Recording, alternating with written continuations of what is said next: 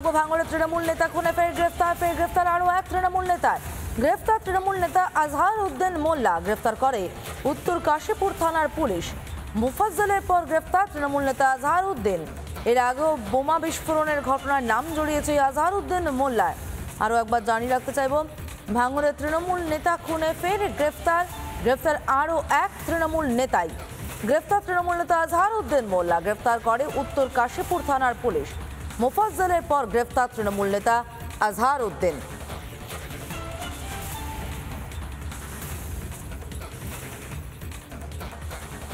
ভাঙড়ে তৃণমূল নেতা খুনে ফের গ্রেফতার আরো এক তৃণমূল নেতা। গ্রেফতার তৃণমূল নেতা আজহার উদ্দিন মোল্লা, গ্রেফতার করে উত্তর কাশীপুর থানার পুলিশ। মুফাজ্জলের পর গ্রেফতার তৃণমূল নেতা আজহার উদ্দিন।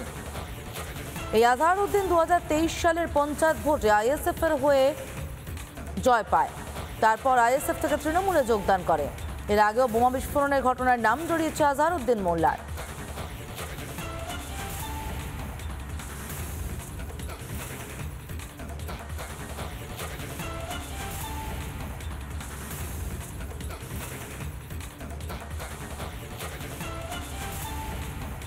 গন্ডগোল কি নিয়েছিল এখন আমি মুখ খুলবো না।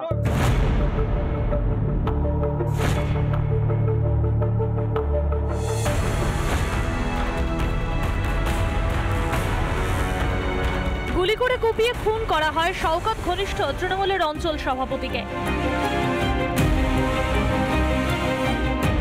সেই ঘটনায় তৃণমূলেরই দুই নেতাকে আটক করেছিল পুলিশ।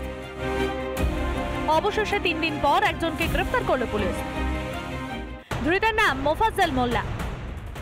এই মোফাজ্জলও শওকত ঘনিষ্ঠ বলেই পরিচিত। পুলিশ সূত্রে যেটা জানা যাচ্ছে যে মোফাজ্জল গ্রেপ্তার হয়েছে এবং এই মোফাজ্জলই হচ্ছেন মাস্টার মাইন্ড।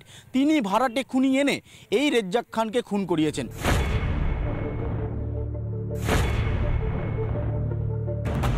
বৃহস্পতিবার রাতে বাইকে চেপে বাড়ি ফিরছিলেন রাজ্জাক খান। এমন সময় তার উপরে হামলা, প্রথমে গুলি, তারপরে কুপিয়ে খুন। প্রথম থেকেই প্রশ্ন উঠছিল, এই ঘটনা কি শওকত আরাবুলের গোষ্ঠীতন্ত্রের জের? এখনো পর্যন্ত যা খবর, এলাকা দখলের লড়াইয়েই খুন করা হয় রাজ্জাককে। রেজ্জাক খান তিনি কিন্তু শওকত মোল্লার ঘনিষ্ঠ হওয়ায় 9টা বুথে দায়িত্ব দিয়ে দিয়েছিল রেজ্জাককে, সরাসরি শওকত। এমনকি এই যে বিজয়গঞ্জ বাজার, সেই বিজয়গঞ্জ বাজারেরও দায়িত্ব দেওয়া ছিল এই রেজ্জাক খানকে। চাইছি যে ওদের ফাঁসি হোক, ধরাবো। আমার ছোট ছোট ভাইপো ভাইজি সব ওরা এতিম হয়ে গেছে, দেখেন বাবার প্রয়োজন, ওদের বাবা হারা, ওদের কত কষ্ট। এদিকে রিপাবলিকের ক্যামেরার সামনে কান্নায় ভেঙে পড়লেন ধৃতের স্ত্রী। হ্যাঁ, ভোটে দাঁড়িয়েছিল এই 2023-এ পঞ্চায়েত। হ্যাঁ, পঞ্চায়েতে দাঁড়িয়েছিল। হ্যাঁ। আপনার স্বামীকে কি ফাঁসানো হচ্ছে বলবেন? হ্যাঁ, আমার স্বামীকে নির্দোষিত, ওকে ফাঁসানোই হয়েছে। কে ফাঁসাচ্ছে এখন দেখা যাচ্ছে, টিএমসি তো ফাঁসি। আমার স্বামী এরকম কাজ করতেই পারে না।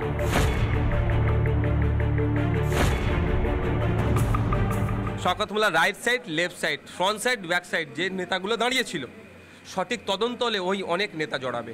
শওকত মোল্লা সাহেবকে যদি সঠিকভাবে জিজ্ঞাসাবাদ করা যায়, উনি এই খুনের অনেক রহস্য উন্মোচন করতে পারবেন বলে আমার মনে।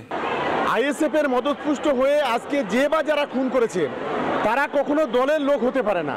এত বেশি সেখানটা ক্রিমিনাল, এত বেশি সেখানটাই সমাজ বিরোধী, এত বেশি সেখানটাই হারমাদা ঢুকে আছে, তাদের তো কাজ পাচ্ছে না। তারা ফলে নিজেদের মধ্যে রক্তক্ষরণ শুরু হয়েছে।